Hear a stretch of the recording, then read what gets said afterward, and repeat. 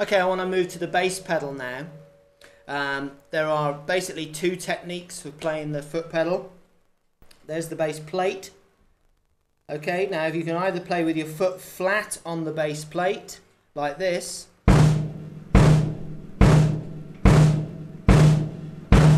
or you can play with your heel lifted, like this.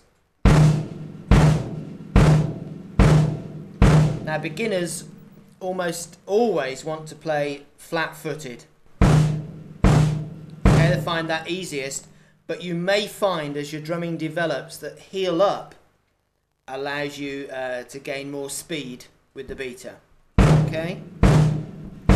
Now the observant of you will have noticed that while I was demonstrating both of those techniques, the foot never left the foot plate. Okay, watch again. Or flat-footed. Okay, you mustn't let your foot leave the foot plate like this. Okay, that's a common fault. Now you've got to concentrate on that. So you'll probably, as a beginner, want to play flat-footed. Now the other thing is, this comes back to this problem that I spoke of earlier about drummers wanting to play sat here so that their leg can be straight going onto the bass drum. You don't have to have your foot absolutely sitting perfectly square on the bass plate of the bass drum pedal.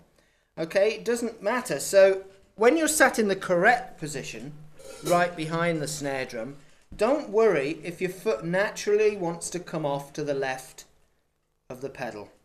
Okay, that is perfectly okay. It doesn't have to sit square like that. It can come off to the left. Okay then, so a little bit more while we're talking about a bass drum pedal. Setting it up, make sure that the claws that are on the bass drum pedal itself are fixed onto the bottom of the hoop. Don't just put the pedal up against the back of the bass drum, else you'll wonder why it keeps falling over. Attach it to the hoop. There's a little screw there to screw the claw, the jaw if you like, onto the hoop.